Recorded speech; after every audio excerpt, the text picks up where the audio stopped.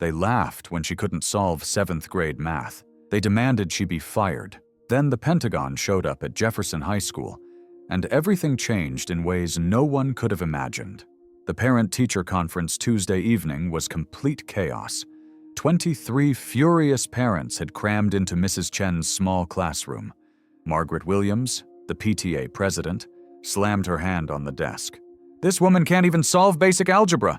My daughter says she stutters through every lesson." Robert Hayes stood up, face red.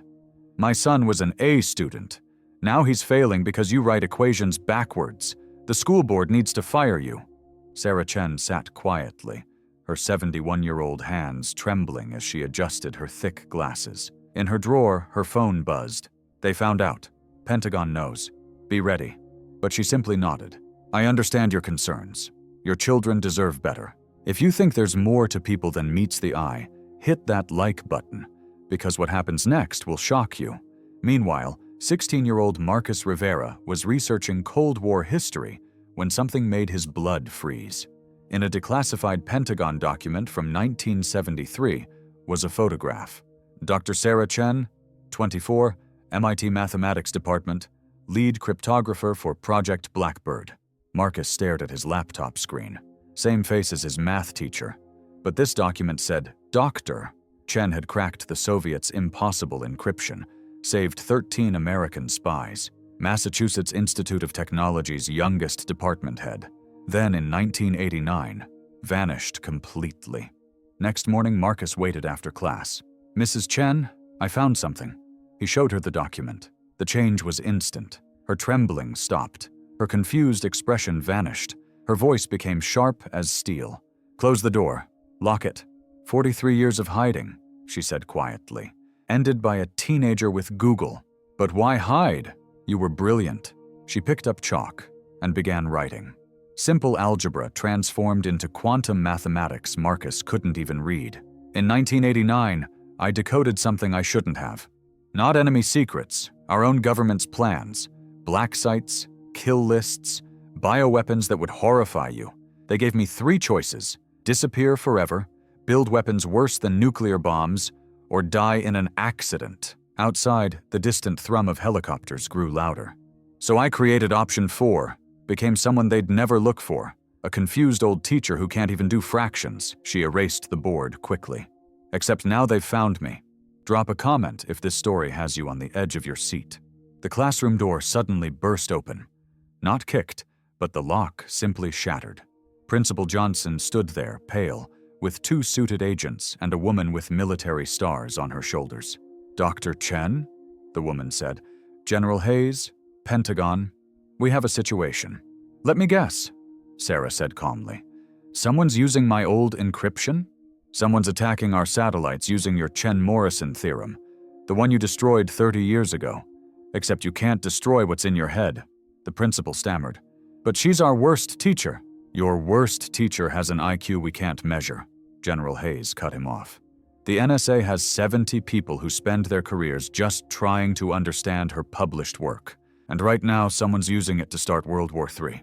Sarah looked at Marcus, then back at the general. "Fine. 3 conditions. 1, the boy comes. He's already in danger.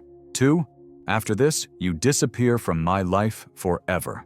3, every parent who mocked me learns exactly who I am." Done. 20 minutes later, the school was evacuated. In the computer lab, now a military command center, Sarah Chen transformed completely.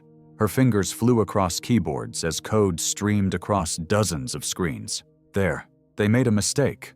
She pointed at the screen. "They tried to reverse engineer my work but missed the quantum element. Amateurs."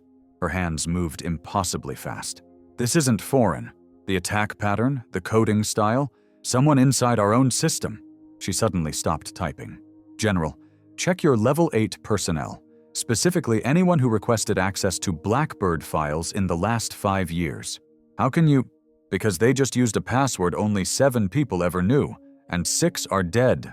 Her fingers resumed their dance. "There, trapped them. Attack neutralized. You'll find your traitor within the hour. Check for someone with gambling debts. The code has tells like a poker player." The room was silent, except for amazed breathing from the cyber experts watching her work. "How?" General Hayes asked simply. Sarah turned, and for a moment Marcus saw who she really was. Brilliant, dangerous, untouchable. Because I didn't just create the system, I am the system. Mathematics isn't just numbers, it's music, poetry, art. They tried to copy my symphony by reading sheet music, but they never heard the song. Subscribe now if you want to hear how this incredible story ends. 1 week later, Jefferson High's auditorium overflowed with parents, students, media, and military officials. The Secretary of Defense himself took the podium. Dr. Sarah Chen is a genuine American hero. Her work saved countless lives during the Cold War. She gave up everything, fame, fortune, power, to protect secrets that could destabilize the world. For 15 years, she's been teaching your children. Margaret Williams stood on shaking legs. But she can't even solve basic math. My daughter, Sarah took the microphone. Your daughter Emily has dyscalculia, Mrs. Williams. Every mistake I made on the board was designed to match how her brain processes numbers. Every red mark on her tests came with notes showing her alternative methods. She just got accepted to engineering school, didn't she? Margaret's face went white. Sarah continued, addressing each parent who'd complained. Mr. Hayes, your son's anxiety made him freeze during tests. My confusion showed him that struggling is normal. He's applying to MIT now. Mrs. Morrison, your son learns visually, not numerically. Those wrong equations I wrote, they were visual patterns designed for his mind.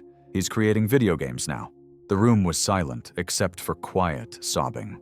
I taught your children that different doesn't mean wrong, that struggling doesn't mean stupid. That's more important than any equation I ever solved. The applause started with Emily Williams, tears streaming down her face. Then everyone stood, parents, students, even the Secretary of Defense. Later, Marcus found Mrs. Chen in her empty classroom. What now? Back to MIT? Monday I'll be right here, teaching fractions, making careful mistakes. But you could change the world. I did change it, several times. She handed him an envelope. My real work. The parts that won't end civilization. Study it. Inside were equations that seemed alive, dancing across the pages. This is the future, but delivered slowly, to minds that will use it wisely. She paused at the door. I have 3 Nobel Prizes hidden in Swiss banks, Marcus. But you know what matters more? Emily will be a great engineer despite her disability. Robert will teach kids like himself that anxiety doesn't mean failure. David will design worlds that bring joy to millions. She looked back one last time. Governments wanted my mind for power, but I used it for something better, showing brilliant kids they're not stupid just because they're different. That's the equation that really changes the world. She walked down the hallway, her shuffle returning. Just another elderly teacher. But Marcus knew the truth. Some heroes wear capes, some wear uniforms, and some wear cardigans and sensible shoes, teaching patience to kids who need to know that even geniuses make mistakes. The most powerful mathematics of all.